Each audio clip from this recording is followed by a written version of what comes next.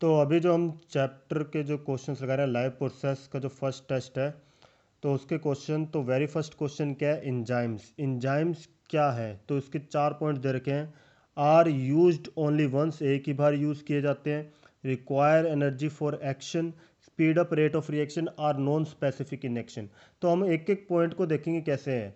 Are used only once, एक ही बार use नहीं होता। अगर इंजाइम एक कोई भी रिएक्शन होगी उसको कैटलाइज कर देता है, उसके बाद उसको दोबारा रीयूज़ कर सकते हैं, ठीक है। रिक्वायर एनर्जी फॉर एक्शन, नहीं, उसको एनर्जी नहीं चाहिए।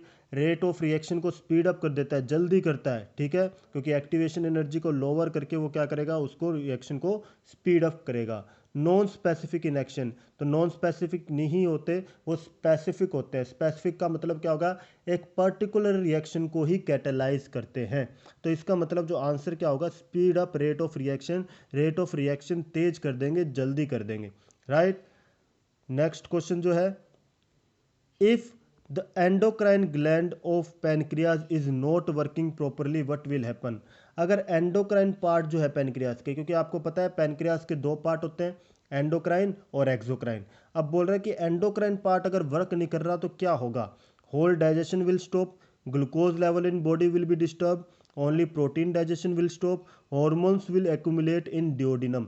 तो सिंपल सी बात, आप देखोगे एंडोक्राइन पार्ट का काम क्या है। सबसे पहले आप क्या देखोगे, एंडोक्राइन पार्ट का काम क्या है। वो क्या करता है, हार्मोन रिलीज करता है। कौन कौन से हार्मोन रिलीज करेगा, इंसुलिन और ग्लूकागोन, है ना।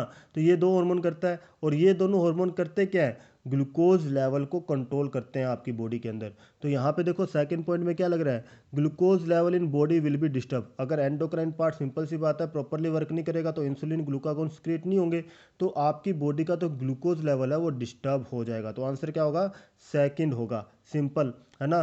क्योंकि आप देखोगे जो इंसुलिन है वो क्या करता है, ग्लूकोज की एब्जॉर्प्शन करवाता है, ब्लड ग्लूकोज लेवल को कम करता है ना। तो आप देखते हो जो शुगर पेशेंट्स होते हैं उनको इंसुलिन दिया जाता है। दूसरा आप अगर देखोगे, ग्लूकागोन, ग्लूकागोन क्या करता है, ब्लड ग्लूकोज लेवल को इंक्रीज करता है, वो ग्लूकोज सिंथेसाइज कर रहा है, राइट। अब देखते हैं third question, select odd one regarding bile, bile के रिगार्डिंग ओड वर्ड बताना है। तो इसके अंदर देखोगे, secreted by liver, carry yellow coloured pigments, causes digestion of fat, neutralises acidic pH. तो इसके अंदर देखेंगे स्क्रीटेड बाय लीवर, हाँ सही है, लीवर के द्वारा सिक्रेट होता है, स्टोर गाल ब्लेडर के अंदर होता है। येलो कलर पिगमेंट भी होता है। Causes digestion of fat, fat की डाइजेशन नहीं करता, ये उसके अंदर हेल्प करता है, इमल्सिफिकेशन करता है, लार्ज ग्रेन्यूल को छोटे के अंदर कन्वर्ट कर देता है ना। पर फैट की डाइजेशन तो कौन करता है, लाइपेज करता है। तो इसका मतलब आंसर क्या हो गया, थर्ड हो गया। ये इसका ओड है, मतलब बाइल के रिस्पेक्ट में गलत है। न्यूट्रलाइज करता है एसिडिक पीएच, हाँ, जो HCl की एसिडिक पीएच होती है उसको न्यूट्रलाइज करता है, ठीक है। तो आंसर क्या हो जाएगा, third, simple. Next, small intestine of herbivores is longer than carnivore. Small intestine जो हर्बीवोर की होती है वो लंबी होती है कार्निवोर के मुकाबले, क्यों होती है। हर्बीवोर फीड ऑन प्लांट्स, हम बात तो सही है, हर्बीवोर प्लांट्स के ऊपर फीड करते हैं। Digestion of meat takes longer time, नहीं, ये गलत है। डाइजेशन ऑफ मीट जो है उसको कम टाइम लगता है, ज़्यादा टाइम नहीं लगता, ठीक है, कंपेयर करके देखेंगे अगर दूसरे सेलुलोसिक प्रोडक्ट्स के according. Carnivores contain less fat than herbivore, इसका तो उससे कुछ लेना देना नहीं है। Digestive enzymes need more surface area to act, ऐसा भी कुछ नहीं है। तो यहाँ पे सिंपल से चीज़ है कि हर्बीवोर्स जो है प्लांट्स के ऊपर फीड करते हैं, और प्लांट्स के अंदर क्या होता है, सेलुलोज प्रेजेंट होता है जिसको डाइजेशन में ज़्यादा टाइम चाहिए। तो सिंपल सी बात है, तो इसका आंसर क्या हो जाएगा, फर्स्ट हो जाएगा। और सेलुलोज को डाइजेशन करने वाला एंजाइम का नाम क्या है, सेलुलेज, राइट। चलो next question, which of the flowing do not show holozoic nutrition. Holozoic nutrition के अंदर क्या होता है, सीधा इनगल्फ करते हैं, है ना, फूड को इनगल्फ कर रहे हैं। तो इसके अंदर से कौन सा होगा, अमीबा, ह्यूमंस, यीस्ट, पैरामीशियम। तो इन चारों में से कौन सा ऐसा है जिसके अंदर होलोजोइक न्यूट्रिशन नहीं होता, डू नॉट शो लिखा है, ठीक है। अमीबा के अंदर भी लेता है डायरेक्टली, ह्यूमंस के अंदर भी लेता है, पैरामीशियम के अंदर भी लेता है। यीस्ट, यीस्ट के अंदर कैसा होता है, वो बाहर एंजाइम रिलीज करता है, उसके बाद उसको एब्जॉर्ब करता है। तो सिंपल सी बात है, तो आंसर क्या हो जाएगा, थर्ड होगा, राइट। उसके बाद sixth question, leaves are adapted to absorb sunlight. Leaves जो है अडेप्टेड है किसके लिए, सनलाइट को एब्जॉर्ब करने के लिए बिकॉज इट कंटेन, तो इसके पास ऐसा क्या होता है जिसकी वजह से वो सनलाइट को एब्जॉर्ब करेगा? Epidermis, mesophyll cell, xylem network, stomatal opening. तो इन चारों में से अगर हम देखेंगे तो लीफ की स्ट्रक्चर जब हम देखते हैं ऊपर नीचे की तरफ तो क्या है, एपिडर्मिस प्रेजेंट होती है। बीच के अंदर यहाँ पे हमने देखे थे कौन से, मेसोफिल सेल्स प्रेजेंट होते हैं, जो कि दो तरह के होते हैं, एक तो हो गए पेलिसेड, दूसरे हो गए स्पॉन्जी। तो इन मेसोफिल सेल्स के अंदर क्या होता है, क्लोरोप्लास्ट प्रेजेंट होगा जिसके अंदर क्लोरोफिल पिगमेंट होगा, वही जो है सनलाइट को एब्जॉर्ब करेगा। तो इसका मतलब आंसर क्या हो गया, सेकंड हो गया, मेसोफिल सेल्स। ठीक है, क्योंकि वही लाइट एब्जॉर्ब करने वाले हैं क्लोरोप्लास्ट के through. What will happen if HCl is not produced in stomach? Stomach के अंदर अगर HCl प्रोड्यूस नहीं हो रहा तो क्या होगा? सिंपल सी बात है, HCl का जो वर्क जो होता है वो नहीं होगा, तो proteins will not be digested, stomata will collapse, trypsin will not be activated, fat digestion affected. तो इन चारों के अंदर आप देखोगे तो HCl का काम क्या होता है, पेप्सिनोजन को एक्टिवेट करना है पेप्सिन के अंदर, तो पेप्सिन एक्टिवेट नहीं होगा। अगर पेप्सिन एक्टिवेट नहीं होगा तो प्रोटीन की डाइजेशन नहीं होगी। तो सिंपल सा बात है, आंसर क्या हो जाएगा, फर्स्ट हो जाएगा। तो प्रोटीन की डाइजेशन पूरी तरीके से अफेक्ट हो जाएगी अगर HCl प्रोड्यूस नहीं होगा, क्योंकि HCl एसिडिक मीडियम प्रोवाइड करता है जिससे पेप्सिन एक्टिवेट होता है। क्लियर? नेक्स्ट, तो 8th क्वेश्चन क्या है, incorrect statement regarding living organism. Living organism के रिगार्डिंग इनकरेक्ट स्टेटमेंट बतानी है। दे रेस्पॉन्ड टू इन्वायरमेंटल चेंजेस। तो लिविंग ऑर्गेनिज्म देखोगे एनवायरमेंटल चेंजेस को रेस्पॉन्ड करते हैं, रेस्पॉन्स करते ही हैं, सिंपल सी बात है। Physiological processes take place in them, तो फिजियोलॉजिकल प्रोसेसेस चलते हैं तभी जिंदा है। दे शो इंटरनल ग्रोथ, हाँ उनके अंदर इंटरनल ग्रोथ होती है, सेल डिवीजन के थ्रू जो ग्रोथ हो रही है। दे शो ओनली विजिबल मूवमेंट, तो यहाँ पे वर्ड यूज किया हुआ है ओनली, ओनली विजिबल मूवमेंट। तो सिर्फ विजिबल मूवमेंट थोड़ी होती है, जो ऐसी मूवमेंट भी होती है जो उसके अंदर दिख नहीं रही, जैसे मॉलिक्यूलर मूवमेंट होती है, वो मूवमेंट दिख नहीं रही पर वो होती तो है। इसका मतलब ऑप्शन 4th इसका करेक्ट आंसर होगा। नेक्स्ट अगर बात करते हैं, nitrogen is absorb by plants in form of, तो नाइट्रोजन किस फॉर्म में एब्जॉर्ब करता है plants? NH3, NO3 negative, N2O, N2। तो आपको बताया हुआ है नाइट्रेट, नाइट्रेट की फॉर्म में एब्जॉर्ब करता है ना। तो नाइट्रिफिकेशन होता है प्रोसेस जिसके अंदर क्या होता है, अमोनिया कन्वर्ट होता है नाइट्राइट, नाइट्रेट। तो आंसर क्या होगा, सेकंड। ठीक है, तो NO2 नेगेटिव और NO3 नेगेटिव के अंदर मेनली एब्जॉर्ब होता है प्लांट्स के अंदर।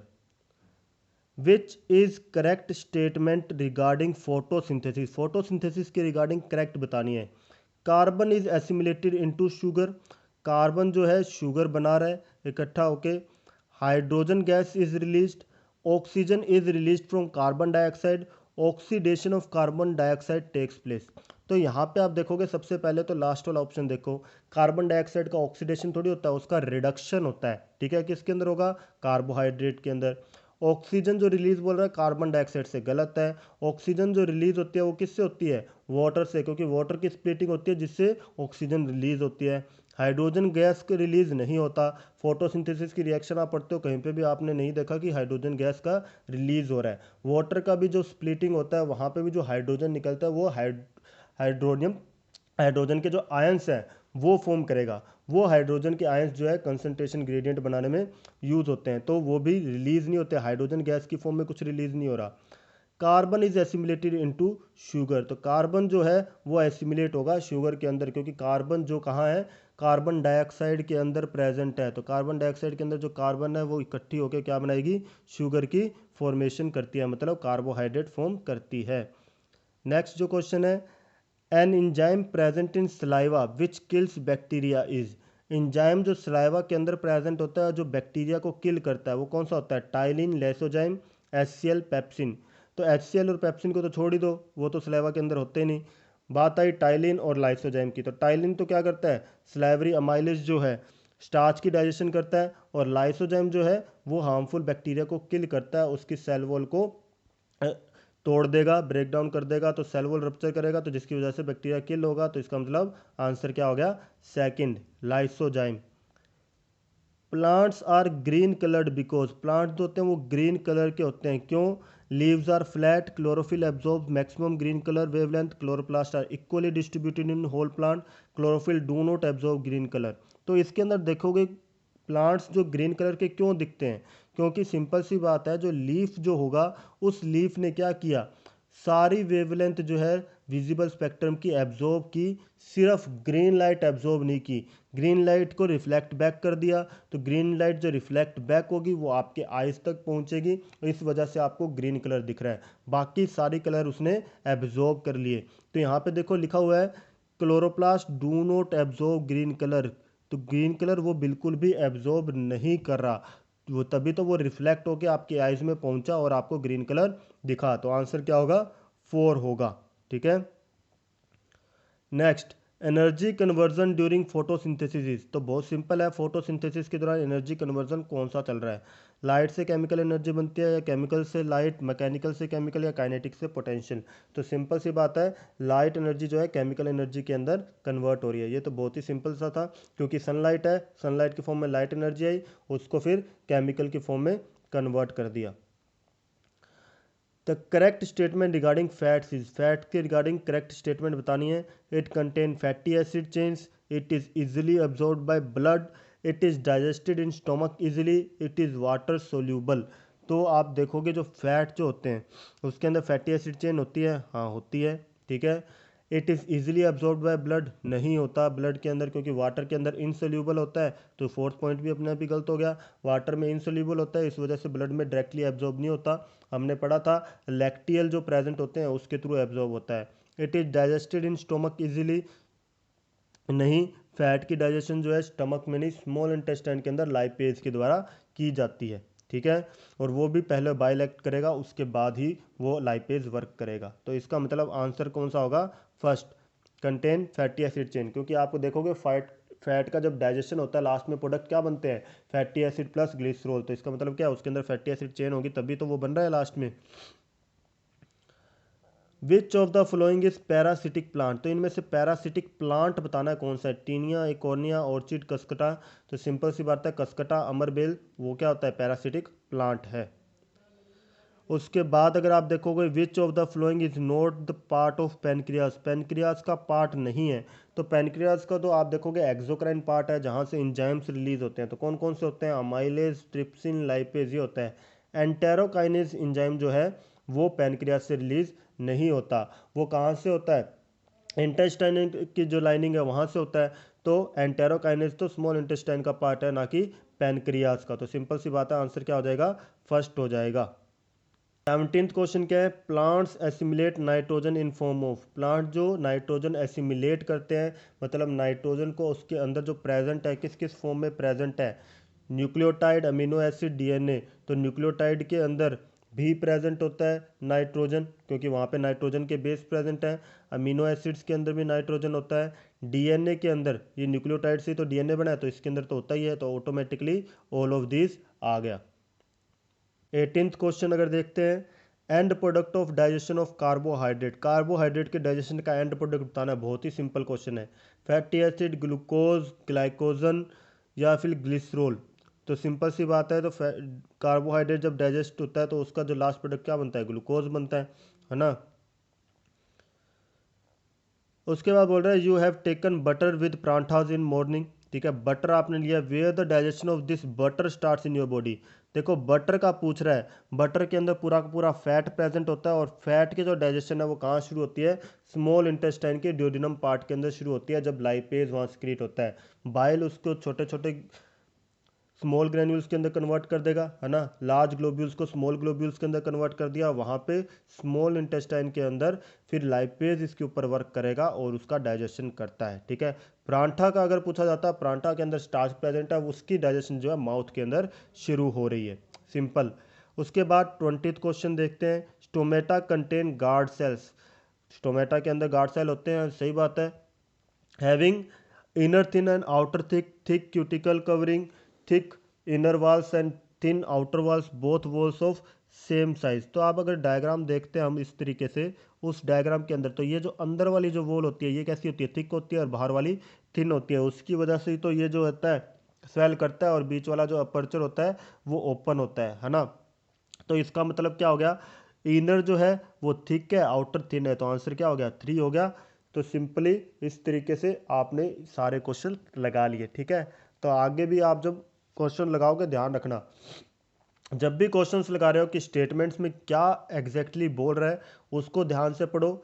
चार जो ऑप्शंस हैं चारों ऑप्शंस में देखो कि कौन सा सही होगा, एलिमिनेट करो ऑप्शंस को। ठीक है, क्या गलत हो रहा है उसके अकॉर्डिंग उसको एलिमिनेट करते जाओगे तो एग्जैक्टली आप सही आंसर तक पहुंचोगे ही पहुंचोगे। ठीक है, तो ये जो क्वेश्चंस थे फर्स्ट टेस्ट के, ठीक है,